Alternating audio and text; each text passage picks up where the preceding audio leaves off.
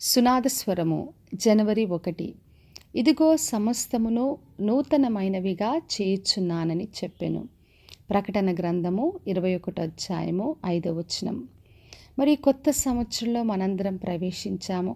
ఈ కొత్త సంవత్సరం కొరకు ఎన్నో ఆశలు, ఎన్నో కోరికలు, ఎన్నో నూతనమైన తలంపులతో మనం ప్రవేశిస్తున్నాం. ఎంతో కొత్త నూతన ఉత్సాహం, నూతనమైన తీర్మానాలు చేసుకుంటాం.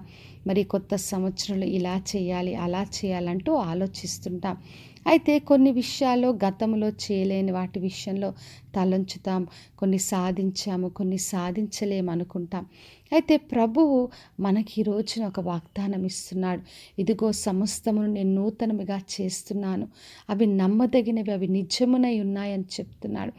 దేవుడు చెప్పే ప్రతి వాగ్దానము అది నమ్మదగింది, అది నిజమైనది. కాబట్టి సమస్తాన్ని ఆయన మాట ఇచ్చి నెరవేర్చే దేవుడు. అందుకే మనతో చెప్తున్నాడు, గత సంవత్సరంలో కొన్ని సాధించలేకపోవచ్చు, కొన్ని విషయాల దుఃఖం ఉండొచ్చు, కొన్ని ఓటమిలు ఉండొచ్చు. అటువంటి పరిస్థితులైనప్పటికీ ఈ కొత్త సంవత్సరం నూతన కార్యాలతో మనల్ని తృప్తిపరిచే దేవుడు. ఎందుకంటే ఆయన సృష్టికర్తగా ఉన్నాడు. ఆదికాండం 1వ అధ్యాయంలో మనం చూసినప్పుడు సమస్తాన్ని ఆయన సృష్టించిన దేవుడు. ఆయనకు అసాధ్యమైంది లేదు. తన మాటతో మరి ఆయన సూర్యుని, చంద్రుని అన్నీ కూడా ఆయన సృష్టించాడు. అదే దేవుడు ఈ రోజున మనకు మాటిస్తున్నాడు. అది శూన్యముగా ఉన్నా, నిరాకారముగా ఉన్నా, జరగదనుకున్నా, ఎటువంటి పరిస్థితులైనా ఆయనకు అసాధ్యమైంది లేదు. కాబట్టి విశ్వాసంతో ఈ కొత్త సంవత్సరంలో నూతన శక్తి, నూతన బలముతో మనము నడవాలని ప్రభు కోరుతున్నాడు. మరి అన్నీ కూడా నూతన పరిచే దేవుడు మనకు నూతన స్వభావాన్ని ఇస్తాడు, నూతనమైన మనస్సు దయచేస్తాడు, నూతనమైన కార్యాలు జరిగిస్తాడు.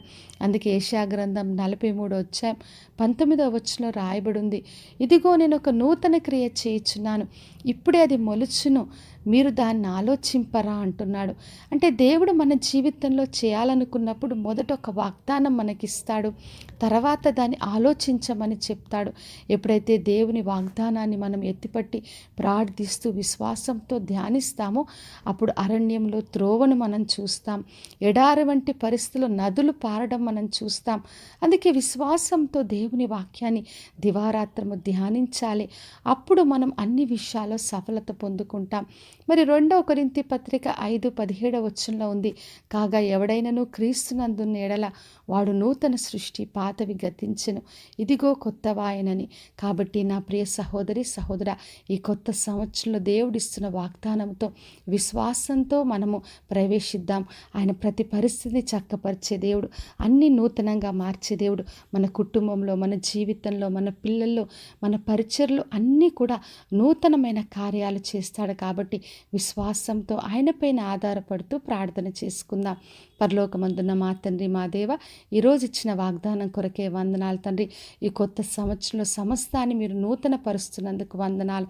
ప్రతి ఒక్కరి జీవితంలో మీ నూతన కార్యాలు జరిగించి మీరే మహిమను పొందమని యేసు నామములో అడిగి వేడుకొంచున్నాను తండ్రి, ఆమేన్. ఈ శుభవచనము వినుచున్న ప్రతి ఒక్కరి జీవితంలో నెరవేర్చబడునుగాక. నేను మీ ప్రియ సహోదరి మంజులా చరణ్.